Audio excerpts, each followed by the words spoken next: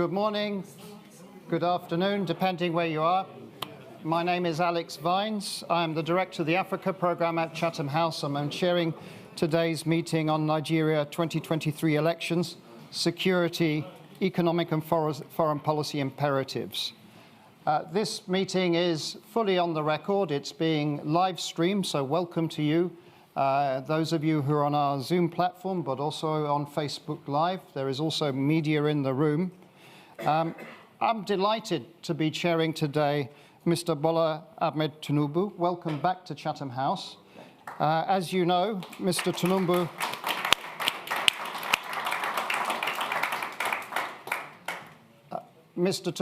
is no stranger to this institute. In July 2011, he was here talking about democracy in Nigeria and the rebirth of opposition. He's now back representing Party of Government of Nigeria. So you can see the evolution that has taken place.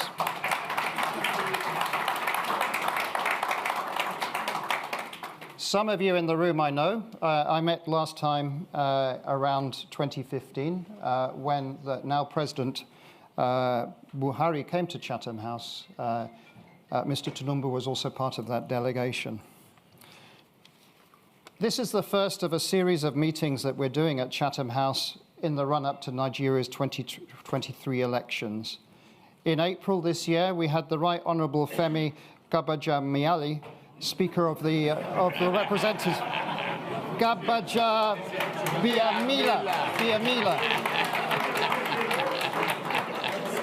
He spoke at Chatham House on Nigeria's electoral system.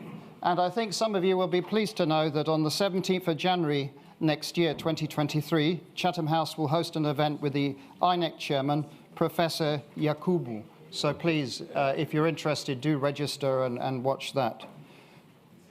We have invitations out to 3 other presidential candidates for this election in Nigeria. So Atiku Abubakar, the candidate for the People's Democratic Party, we have issued an invitation to him. As you know, some of you, he spoke here in 2018 about Nigeria's economy. He is no stranger to Chatham House. An invitation has also been issued to Peter Obi, the leader for the Labour Party. He is also considering that invitation. And finally, we have also invited Rabiu Kwankwaso, the new Nigeria's People's Party candidate. So we do want to be equitable and impartial here at this institute. And as you can understand and see, not only are we interested in the electoral processes and systems and checks and balances in Nigeria, but we also want to hear from potential Nigerian leadership. So that is our plan.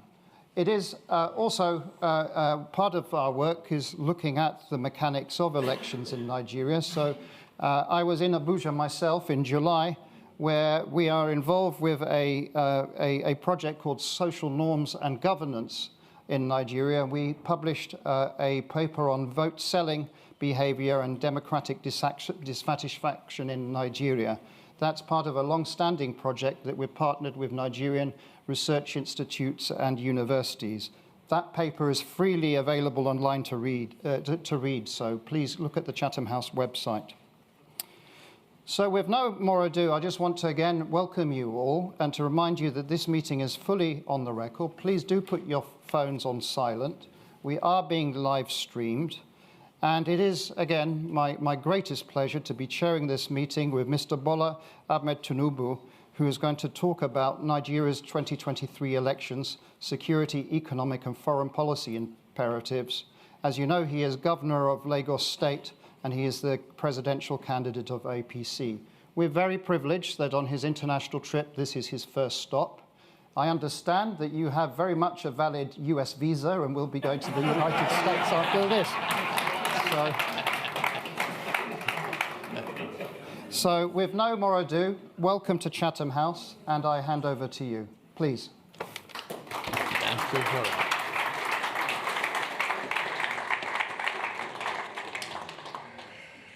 Well, thank you, Alex. Distinguished ladies and gentlemen, Your Excellencies, my governors from Lagos State, from Nigeria, I thank you for coming.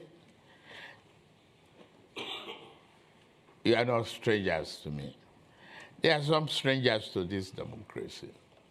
I would like to begin by expressing my delight at being here once again to share my thoughts with this distinguished audience. The last time I was here, in 2011, it was to share my view on the nascent formation of a Nigerian mega opposition party, the All Progressive Congress, APC. The party went on to win an historic victory against the ruling PDP in February 2015. It has been in office for almost 8 years. Over the years, Chatham House has carved a niche for itself and built a reputation as a globally admired, respected platform for intellectual engagement on different issues of contemporary interest to people around the world. Excellencies, distinguished ladies and gentlemen, it is time again for Nigeria to go to the polls to elect the next set of leaders. The national election, which will take place in the first quarter of 2023, can be considered as especially significant in Nigeria's quest for democratic consolidation. The 2023 election will be taking place on the back of almost 25 years of unbroken civilian rule.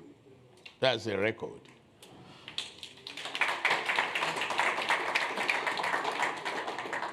It is a record for the country which is worth entrenching and celebrating.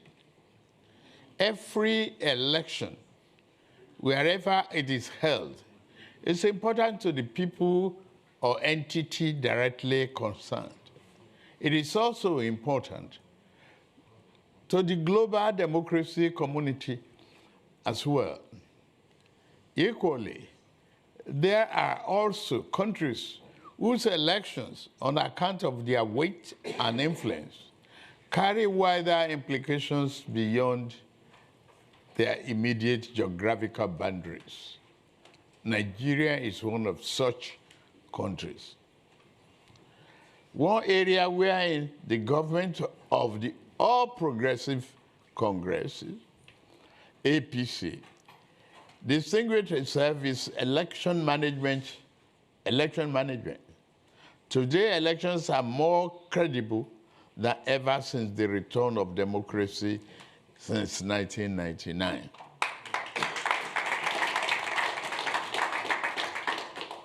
Recent statutory engagements, enactment, and allowing the use of technology, the tools for the accreditation of voters and transmission of results, will deliver the fairest and freest election in our nation's history. This is particularly important because the next president of Nigeria will have some tough choices to make and will not be able to do so with questionable electoral mandate. Ballot security and election violence are areas where there is cause for concern. There is an emerging trend of attacks against the personnel and infrastructure of the Independent National Electoral Commission in part of the country. At the same time, political conversations on social media have become more laced with violent rhetorics and threats of violence, retaliation against those perceived as opposing partitions. I stand firmly against all forms of electoral violence and intimidation.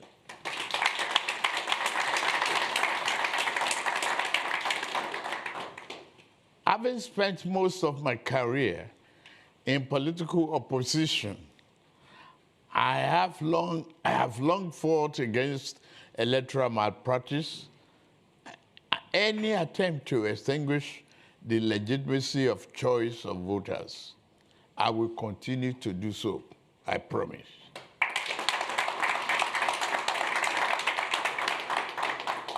I hereby urge all my fellow contestants in this election to do the same. Let the sovereign will of the people decide the path of our nation. And let this election be determined by voters, making their choice freely rather than domineering intimidation and trouble some few. Indeed, there's more than a passing interest in Nigeria. Politics generally and upcoming elections in particular for several reasons. For one, as Africa's most populous country and the continent's largest economy, it is generally acknowledged that fortunes of the African continent, and indeed the black race, is tied directly to the health of Nigeria.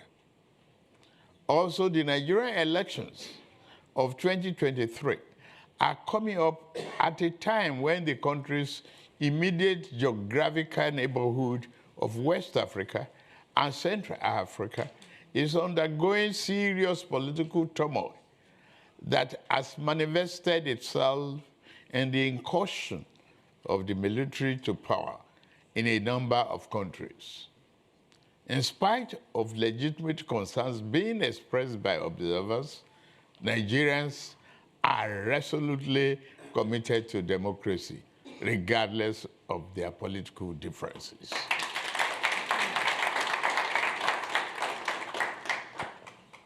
At the best of times, and with reference to its foreign policy orientation, since independence in 1960, and since the end of its civil war in 1970, Nigeria has always crafted its domestic national security and economic development policies with some strategic foreign policy imperatives in mind.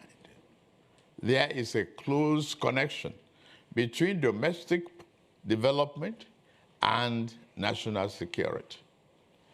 On one hand,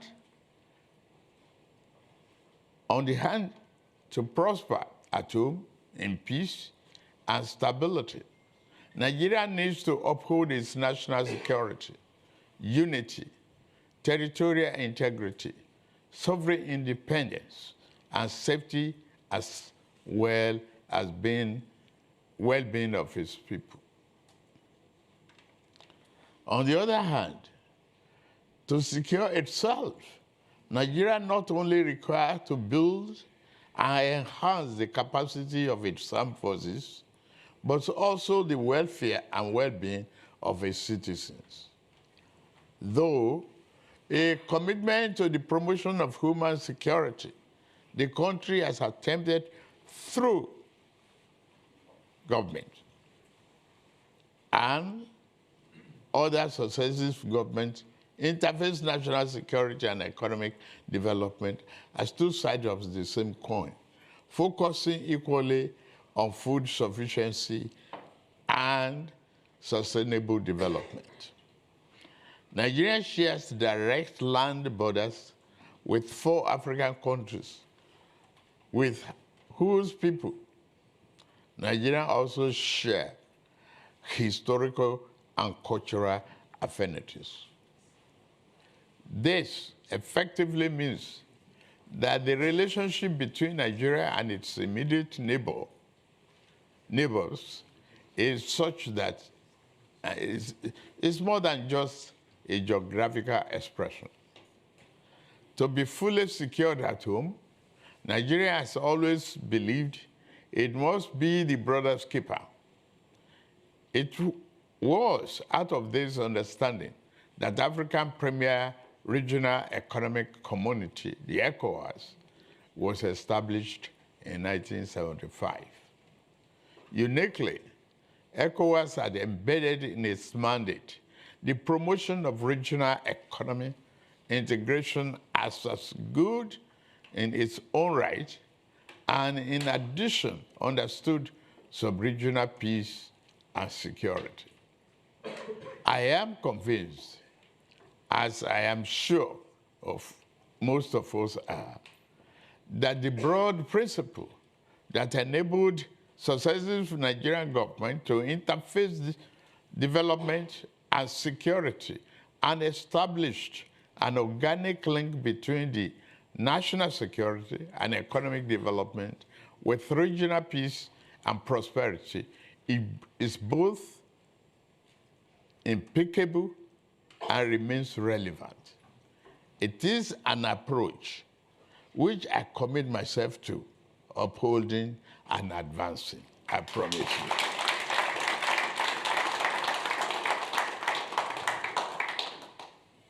The challenges which have manifested themselves with regard to our national and regional development and security trajectories are very well known to all of us here. Radical extremist violence, terrorism, banditry, kidnapping, human trafficking, trafficking in weapons, trafficking in drugs, climate change, resource-driven conflicts, etc., etc. Mostly manifesting initially in a national problem. These challenges evolved over time into transborder and multinational challenges. As a people, we are still counting the cost of challenges which different and armed criminals groups are posing to Nigeria and regional development. We know thousands of lives have been lost and continue to be wasted. We know that various infrastructure assets built at a huge cost have been destroyed in deliberate act of reckless vandalism. We see the thousands of people who have been internally displaced at home or forced into refugee camps abroad. With farming activities disrupted, we have seen shortages of food items and food price inflation that are further undermining human security. I can go on and on in enumerating the costs that have been and are still being inflicted on mass of the people by the crisis of insecurity.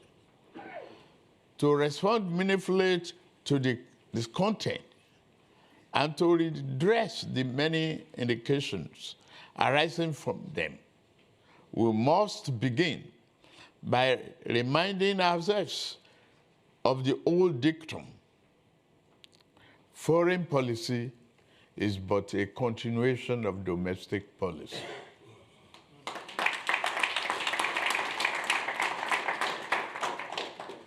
As a first step, we must recalibrate domestic policy in order to revamp the foundation on which our need to pursue human security rests. At one level, this will mean the pursuit with renewed vigor of growth-promoting employment, creating, and poverty eradication policies at home, as outlined in my Renewed Hope 23. That is the action plan for a better Nigeria as adopted by my political party.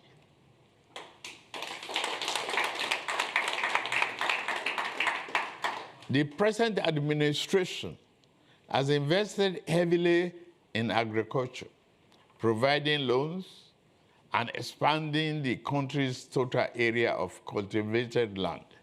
We will build on this, but our focus will be on using technology and expertise to accelerate growth and development by providing the critical infrastructure necessary to achieve the commodity transformation in the agricultural value chain. Roads, rail, access to ports, the storage and infrastructure are what we require to radically transform the agricultural sector and increase its value to the nation. Provided this be the area of our focus so that the full potential of our agroeconomy can be achieved and we can reap the benefits in jobs, improved economy, opportunities, and increased prosperity.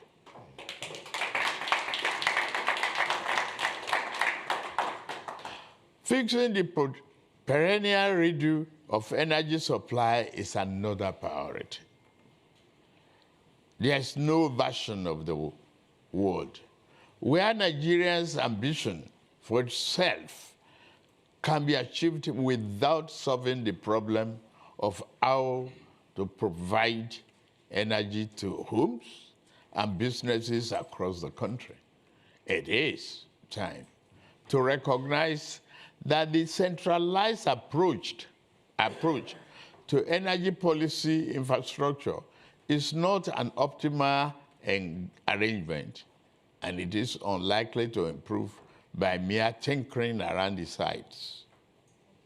The federal government, as regulator, an operator, and a price fixer, is a broken model.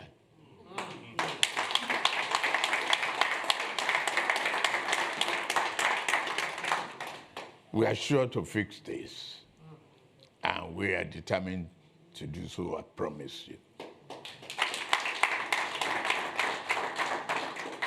We have privatized the power distribution in Nigeria and generation to a certain degree. What we need to do going forward is to improve the enabling environment and further reform the legal regulatory framework to attract more private investment in the sector, as we have experienced in the telecom industry. My belief that the private sector is the engine of economic progress is evident and documented. However, fundamental flaws with the basic design of our national economy imperil the private sector from playing the role it ought to and adding the value it is capable of doing. In this instance, the government must act as a catalyst. We shall do this on all fronts. We will address the conflict between monetary and fiscal policies.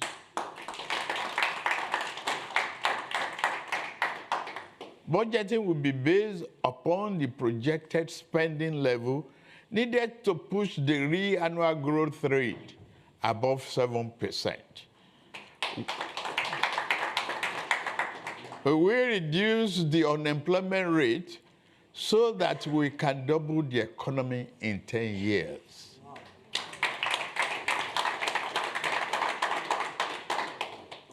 At another level, we must learn to make foreign policy work better for our domestic, social, economic, and political priorities.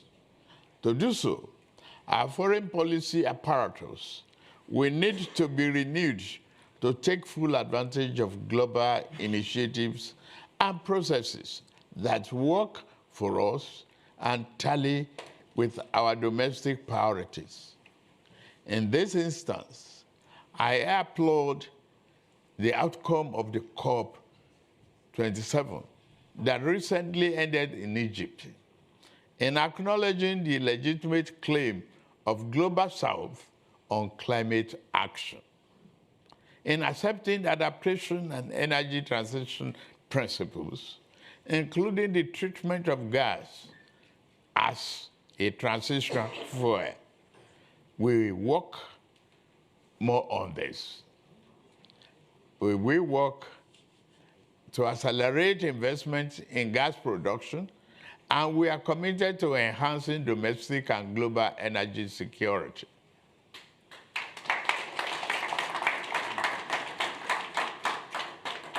Furthermore, beyond what we do nationally, we must also become much bolder as Africans in our effort at regional and continental integration and security.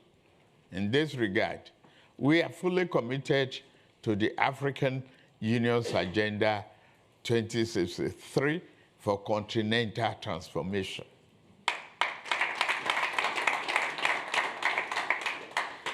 Amidst the changes taking place in the global order, the primary duty of leadership in Nigeria, and I dare say all Africa, is how within a vision of national development and security that is human-centered, not foreign policy that is crafted to fit the priorities of rebirth and accelerated progress.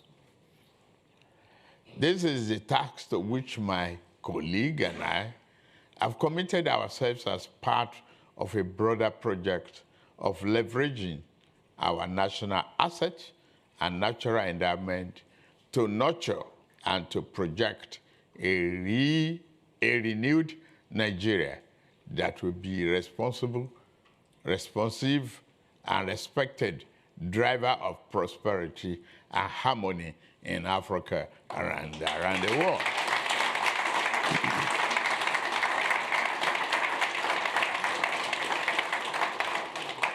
I am confident that the Nigerian people will go to the polls in a few short months and give me their mandate.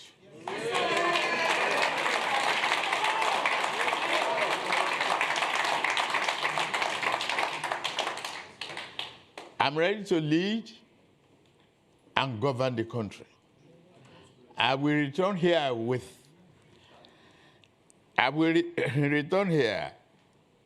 to interact with you when the elections are over.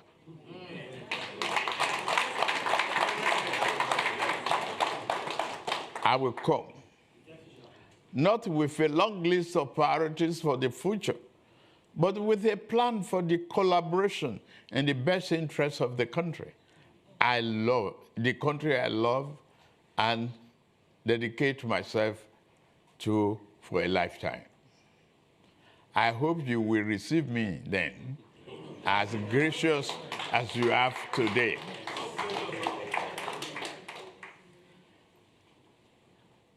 Nigeria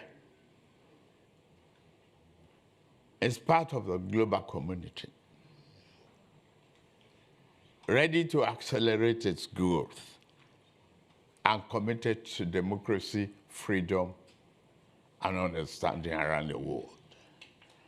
When we stick to it, democracy is not easy to manage, to promote.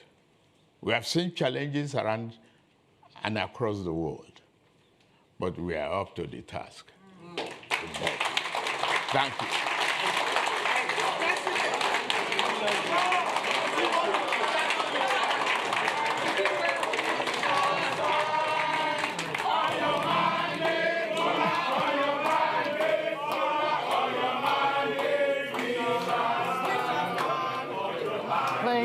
Please.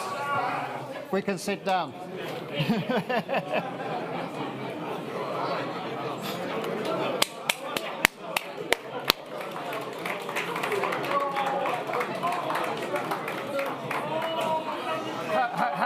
Hello. This is democracy, and we have half an hour for some proper conversation now, including some questions, both from inside the hall here, but we have many thousands of people watching us on live stream. So welcome if you're on Zoom and on Facebook Live.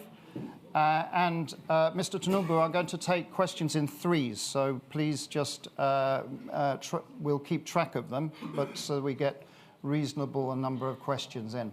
So first of all, there's a very long hand at the back with a pen that is up, and it's the gentleman there. There's a microphone coming to you. Please introduce yourself. Thank you very much. Go ahead. Patrick Smith from Africa Confidential.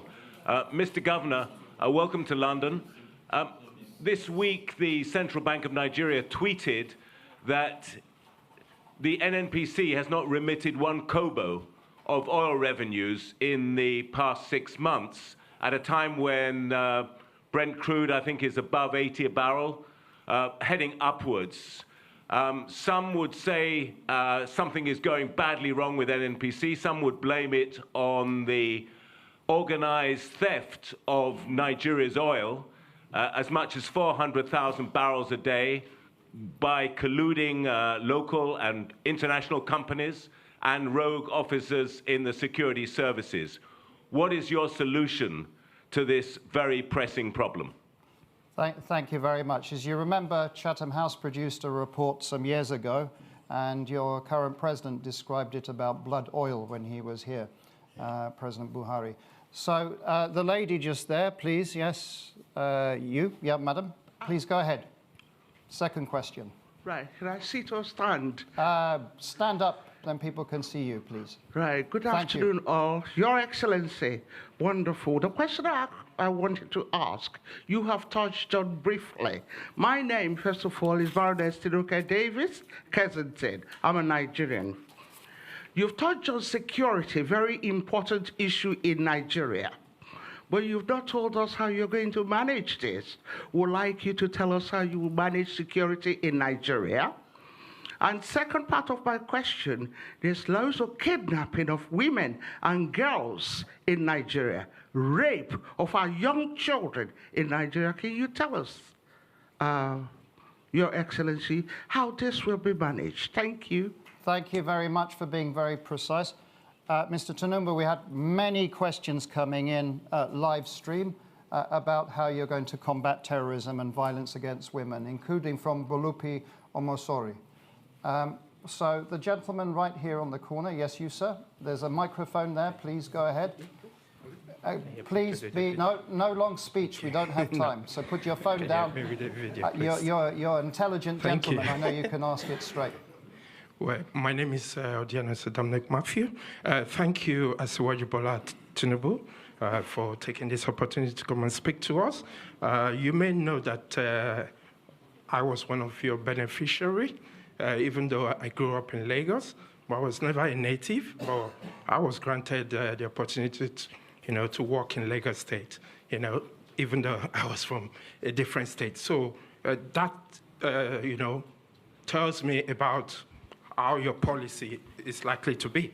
But my question is this, because having worked for 10 years, there as a social development worker and youth worker during your administration in Lagos State, before coming here to qualify as a solicitor, practicing here in the UK, I'm more concerned about the young people. Can you?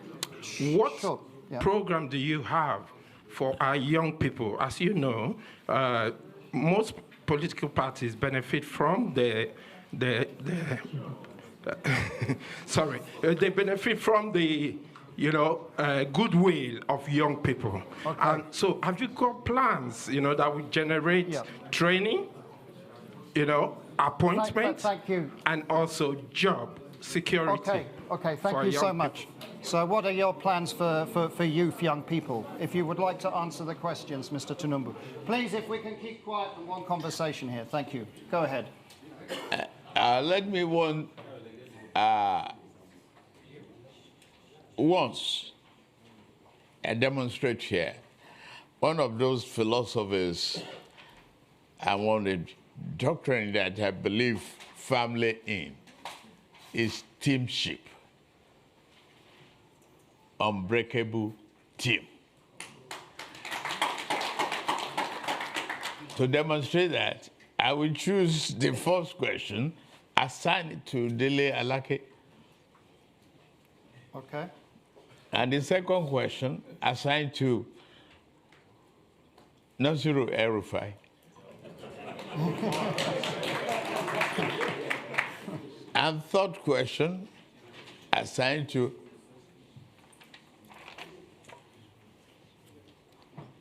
Ben Ayade. All right, so can we have microphone coming in the front? And the first question is about blood oil. Yeah, oil. There, this gentleman. There. Yeah, El-Rufai, I can see him. Yeah. Please go ahead. Security, Nasiru El-Rufai. Yes, thank you very much for that. Now, the issue of oil theft in Nigeria is as deep-seated, and it's been long-standing. It's been there. It's not a new development, as we all know. It's been there for decades, and then we discover the various dimensions daily.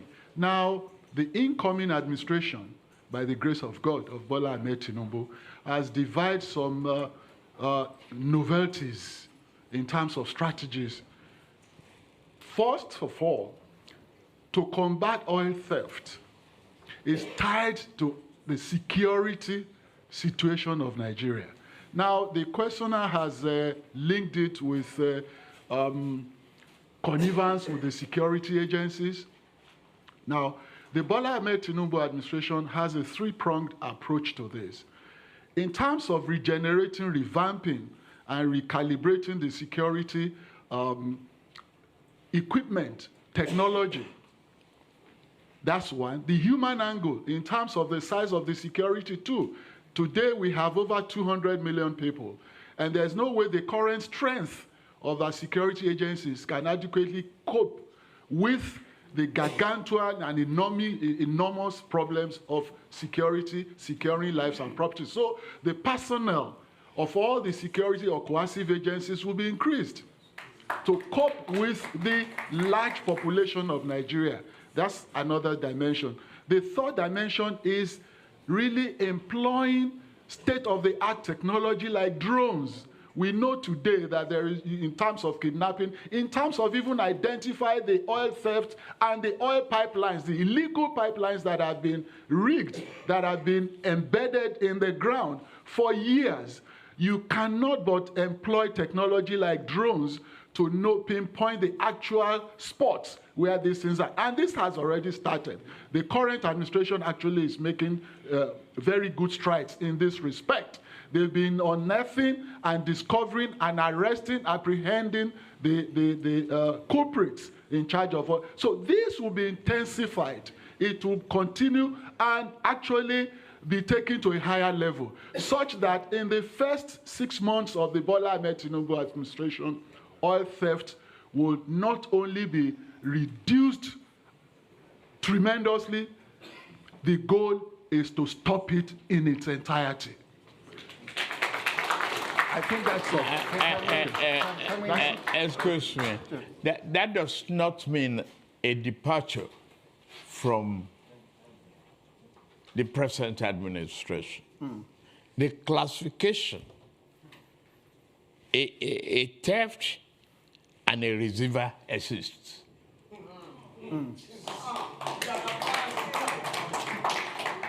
So you have to classify the receiver as taking blood money.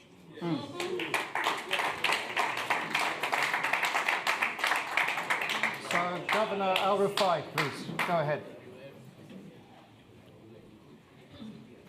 Your Excellencies,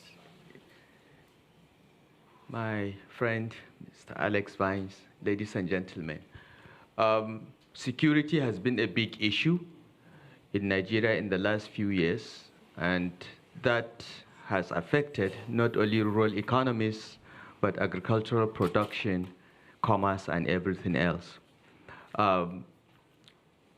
The Bola Tinubu administration will address these challenges or whatever remains of it after the efforts of this administration in at least 3 ways. First, policing. Nigeria has about 300,000 policemen for a population of over 200 million. We need at least twice that number. That will be achieved by amending the Constitution so that policing can be at federal, state, and even at community levels.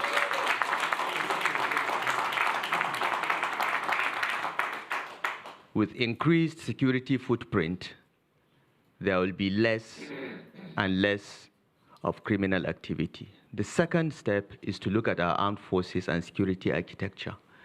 Nigerian armed forces are not more than 200,000 in size, the Army, Navy, the Air Force. While some countries are even looking at a space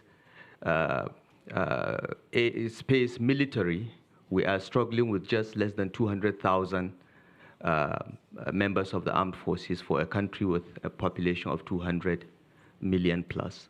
The numbers, the equipment, the skills, and the training of the armed forces will be scaled up, will be increased rapidly to meet the asymmetric nature of the security challenges that we face. Because today, our armed forces are not fighting with other countries, they are fighting with non-state actors, and the doctrine, the training, the numbers must change. And the Bola Tinubu administration already has a blueprint which is embedded in our action plan to address this. We'll scale up the numbers of the armed forces, we'll ramp up not only the numbers, but the training and equipment. In Nigeria, in 1967, the total size of the Nigerian army was only 10,000.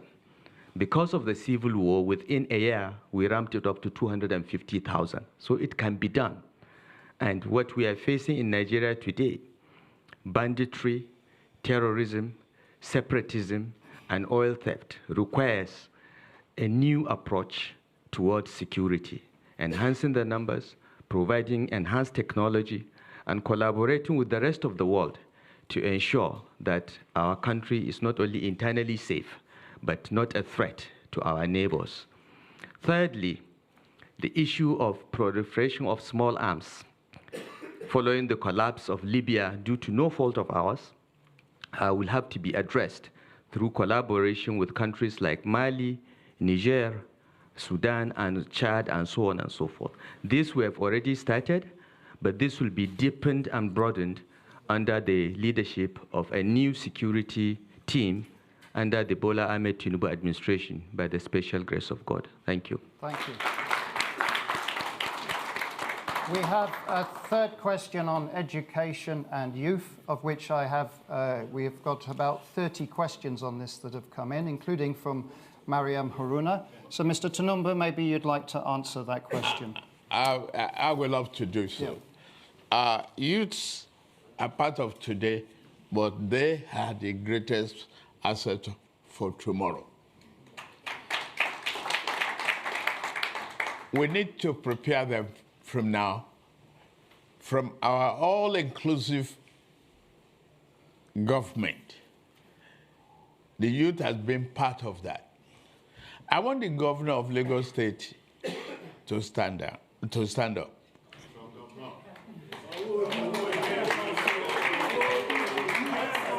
Yes, it's a youth.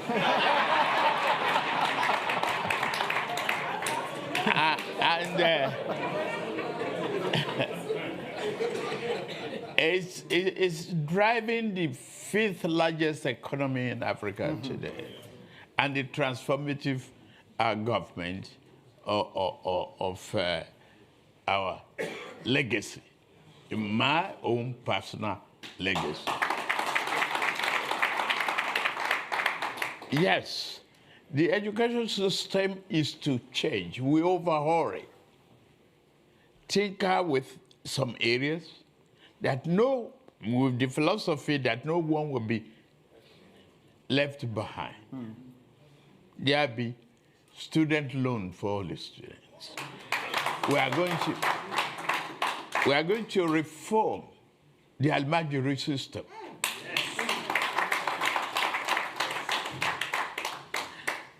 We are equally going to build additional schools and recruit more teachers and train them well. And they teach them the opportunity to govern. Give them that opportunity. Broadband, technology hubs, and so on and so forth will be established that youth can even develop technology languages on their own and make a better 21st century approach to governance in Nigeria.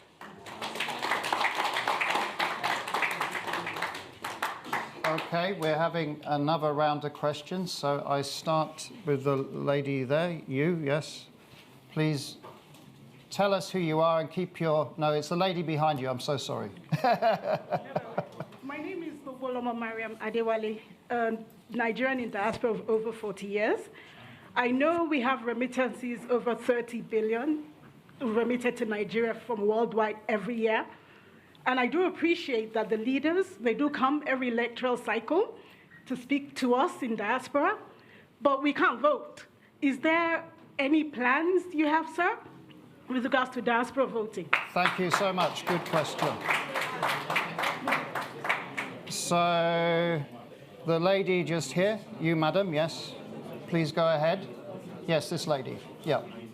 Hello. Louise Doas from AFP News Agency. I cover Nigeria. I'm based in Abuja. Yeah. I have two quick questions. No, one, please. One? Okay.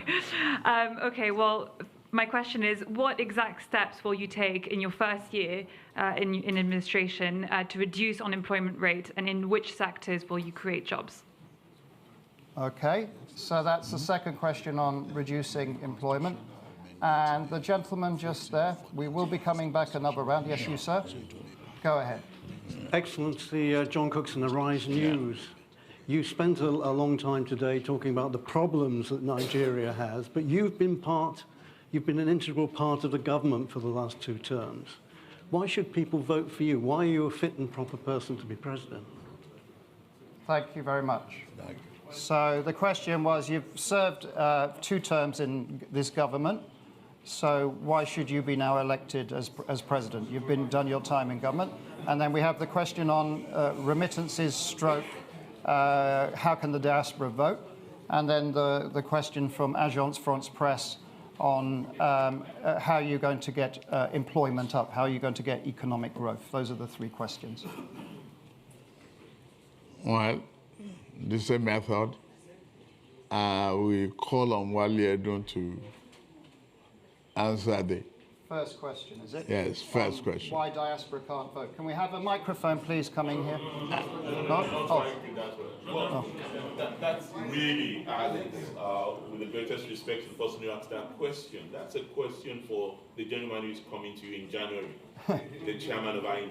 I don't think it's for him to answer. Okay. Well, that's the answer then. Good.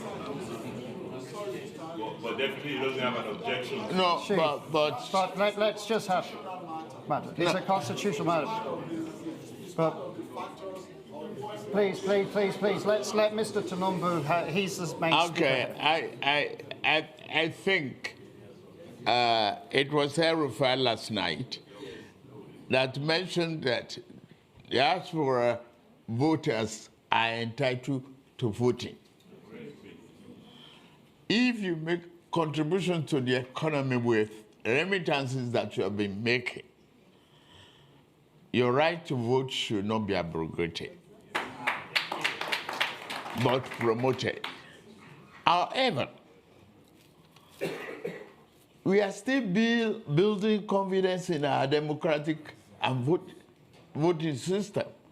INEC is still yet to assure us during this election that electronic transmission, the technology being used for accreditation, and the total vote count is reliable, dependable, and assuring in our democratic process. Before we introduce a complicated element of mail-in ballots and so on. So,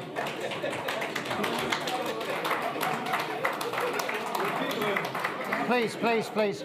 So my message is this conversation will be continued on 17th of January. We have Professor Yakubu here from INEC. Please come back and have a discussion with him. Second question, the one on economic growth and reducing unemployment. Please, sir, the microphone is just there for you. Thank you. Good afternoon. As our presidential candidate said in his speech, his aim is to increase economic growth. He talked about getting at least 7% growth, because that in 10 years will help to double GDP growth. And the key to his policy for increasing economic growth, achieving rapid growth, is to enable the private sector to make the investments that will increase productivity, grow the economy, create the jobs, and reduce poverty. That's the trajectory. And in particular, he's going to implement both, as he mentioned, the monetary and fiscal policies that will free up the space for private investment, particularly in infrastructure, and also through the promotion of agro-allied industrial processing zones. It is in agriculture in particular where the jobs will be created that will enable not just growth, but inclusive growth that provides enough employment opportunities that will lead to reduction of poverty. So the Tinubu administration is essentially all about private sector-driven economic growth. And foreign direct investment will also be a key element of that process. That's the objective of the administration, and that's what they intend to achieve through the economic policy. Thank you. Thank you very much. And there was the third question from Arise News on that you've served 2 terms, Mr. Tinubu, already associated with government.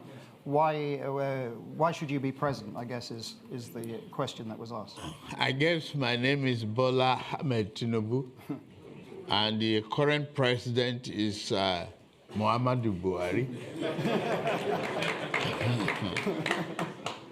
And there's nowhere in the Constitution that says, a current administration cannot be a continuity in their own ways. It doesn't remove me from adaptation to my own economic philosophy and developmental program. I did it in Lagos.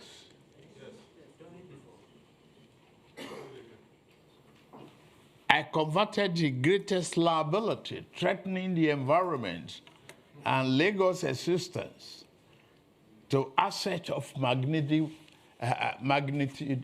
value. I've employed various hands in Lagos, whether you are from Lagos or not. I've encouraged private investment in Lagos more than any other part of the country. In fact, beating the federal government before we took over the reign of the regime. Vision, courage, and can-do attitude of an individual is self-given.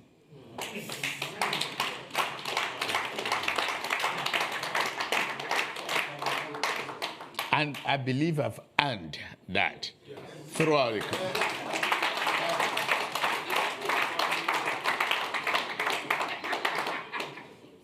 So this may well be the last round of questions because the clock may defeat us. So the gentleman right at the back there, you, sir? Yes? Go ahead. First question. Thank you. My name is Ayo. I lead a social justice charity here in the UK. I want to ask, in 2018, when Prime Minister Theresa May signed a defense partnership with Nigeria, renewed again this year, many look at that and say it has produced no benefit for people up and down Nigeria. What changes would you be looking to make to that defense partnership arrangement to make it more effective for all Nigerians? Thank you very much. Very clear. The lady right at the back there, you. Yes, please. Thank you very much. Welcome, sir. Can you tell us your name, please, also? My name is Priscilla Wikbo. I'm a freelance broadcast journalist. Sir, you've spoken a great deal about what you've done in Lagos, and yes, we're very aware of it, and you're a team player because you're able to include everybody else, and we appreciate your team here today, and they're very capable, and we can see that they have the capacity and the capability. However, sir, you are running for president, and as Nigerians, we would very much like to hear from you because we believe the office of the president, if voted in, will be you and not your team per se. So on that note, sir, if I may, we haven't seen you engage with Nigerians on a one-to-one interview or at any of the live programs that has been going on. And furthermore, there are issues at the moment running with regards to your identity, with regards to your age. So I wonder if you could provide some clarity on the issues of your identity and age, and also let us know when we can engage with you one-on-one in an interview, hear from you directly as the office holder. Thank you. Thank you very much. I'm going to take two more, one from this row, one for that, and we've finished. You, sir, there. Yeah, please, go ahead. Yeah. Good afternoon, Please, ladies and gentlemen. Can we be quiet, please? Your Excellency, Dr. Alex, my name is Otumba Eric Ayola. I'm the Secretary of the PSA UK Progressive Solidarity for Asiwaju. My question to you, Your Excellency, sir, is about the health sector. We know that we're suffering a great deal in Nigeria as per health. So, sir, how do you intend to do two things? One, uplift the provision of health in Nigeria, and secondly, how do we stop the brain drain of our best doctors, nurses escaping Japa to the UK or anywhere else? Thank you. Thank you very much. We'll take one more and that's it. We had many questions online about health also, and what a Tinubu administration would do about health. So this is going to be very difficult for me. So the gentleman there, yes, you, sir. We're going to have a microphone coming to you. This is the final question. Yeah, there. Please, go ahead. Good day, ladies and gentlemen. Mr. President, my name is EJ Balangalari.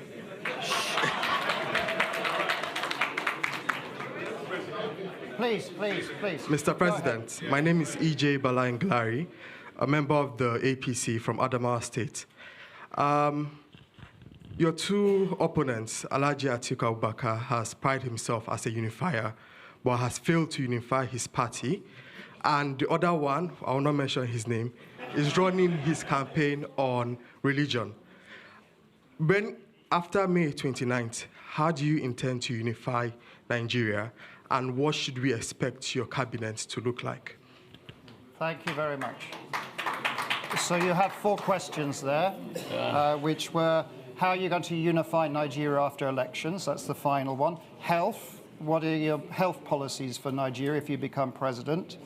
The other one was the lady, I forget your name. Priscilla asked about, are you going to do one-to-ones? And also there's speculation about a number of issues around yourself. I guess I've read on the internet about health and various things. People are asking questions. And then there was the final question about that the UK-Nigeria defence partnership doesn't seem to have delivered. What would you like to see, a bilateral defence arrangement with the United Kingdom? How could it help Nigeria? Those were the questions. Okay, I would still want to adopt some of the method I did to show the the team and the capacity that we have. The woman leader for APC can answer the question on the health, I believe. That personal question, I will leave it to the last contribution. Okay, so Priscilla, you will get answered last of all. Yeah. Please go ahead. And go ahead, please, on health. Let's move ahead. And then we'll call on the Speaker of the House of Representatives, Bajabi Amila, to contribute on this, on the second question. Go ahead. Thank you very much for this opportunity.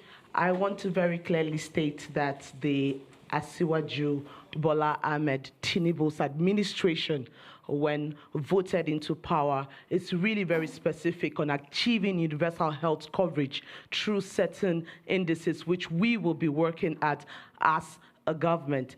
His Excellency has clearly stated that first, we need to fix the health system of Nigeria and improve on what is there already, providing the right environment in terms of the pay, in terms of the engagement, in terms of training of health workers, improving of the facilities, that's the infrastructure that we need to give Nigeria quality healthcare services. More importantly is the fact that we want to move into a system where we can make our primary healthcare more functional.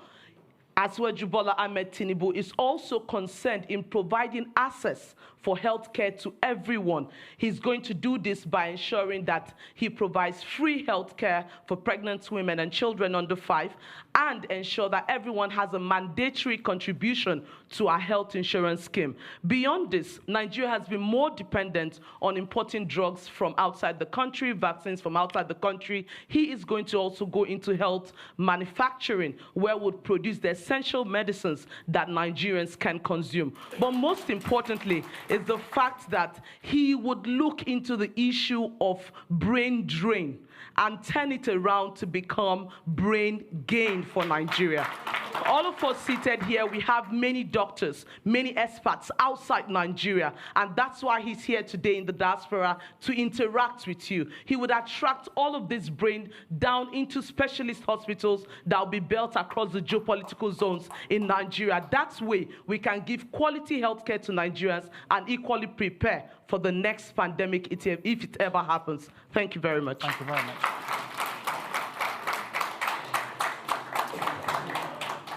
And then we had the speaker. Where is he? There he is. If only to pronounce your name right.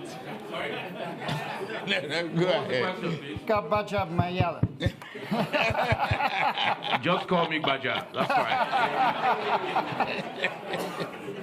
What was the question, please?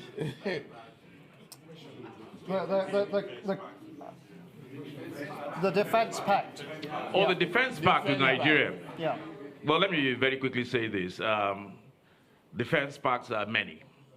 There's bilateral and there's multilateral.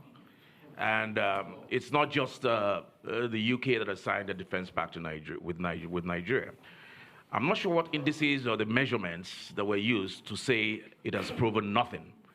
If that Defense Pact was signed in 2018, we're now in 2022. I think it will take the most ingenious person to say that there has not been a trajectory or change between what we had in 2018 in terms of flags being hoisted in various local governments and what we have now. I think more important in terms of defense pacts, it's a defense pact with the United States and other countries, apart from the UK as well. So I call it a multilateral defense pact. We have the Leahy Act in America, which we need to look into, which actually deprives Nigeria and some other countries of utilizing armaments that are manufactured in the United States. This is based on human rights records. But you cannot on one hand condemn terrorism, and on the other hand make it difficult for Nigeria to get arms from those countries. It's a no-brainer. That's what we're going to be going around in circles. So we're looking towards, and Asiwaju will be looking towards, and this is a matter that is dear to his heart, because Without security, security is the bedrock. You can't actually build something on nothing. You have to secure the country first. So that's an area that this administration is looking at very, very seriously. And in terms of all the arms of government, defense sectors, communicating with themselves as opposed to acting in silos is one area that Asiwaju Bola Ahmed is looking forward to in his administration. And I just want to use this opportunity to say this. There's going to be a lot of intersection between all the candidates and their programs and their manifestos. And you're left with only one thing. When everybody's addressing the same thing and more or less saying the same thing, obviously following the lead of Asiwaju, you're left with one thing. And that's what happens all over the world. A candidate runs on his record. So we are left with a track record of all the candidates that are running. And somebody's track record is there for all to see. It's there. Some people may not want to hear about Lagos, but it is what it is. He's done it for 8 years. He continues to do it in Lagos and everywhere else that he touches. So that is all we can depend on. Not speculation, I will do. You have before you a thinker and a doer. You have his records before you. Unless, of course, a candidate does not have a record to run on, or his record is not good, then you begin to character assassinate, begin to speak to personalities that are neither here nor there and obviously not true, and you avoid and run away from the issues. Let's make it about the issues. Thank you. And finally, you do have the question from Priscilla at the back there. Priscilla, thank you very much for the question. It's inquisitive. But at the time of birth, I was dated March 29, 1952, and the family record. I didn't think then, that day, I've determined to be, or decided to be, a president of the Federal Republic of Nigeria. Not even that I will go to politics. I've a very good exposure in life. My record is consistent. And the school and the university, they question. They now convinced that they wasted their money and their time. The record is there. The transcript is there. So in March 1952, I'm not claiming another father. I am Tinubu and Tinubu proper. If they want a DNA, they could as well require for one. One of them has been even accused of not being a Nigerian citizen. I didn't touch that area. Yes. Equally, it remains the same. Deloitte, Chicago State University, where I graduated, has attested to that. Now I can announce that I've received my original replacement degree certificate from them. The Deloitte trained me as an accounting firm. Mobile has attested to my record, a standing record. I got to the pinnacle of my career. And the private sector, who among them can brag about that? Now, yes, you want to wrestle with the pig, you got to live with the dirt.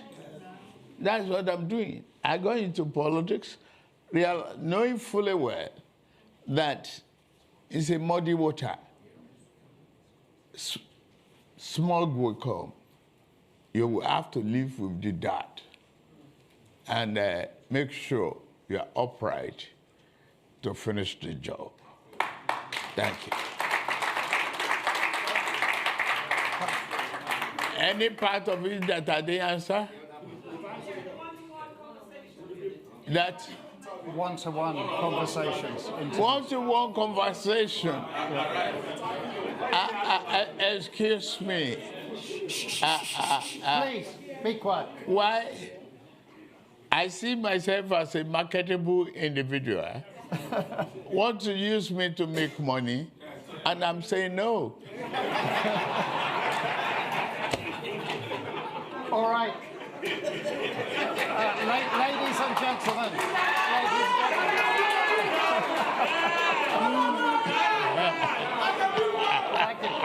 Thank you. Can we show the customary appreciation of a speaker at Chatham House?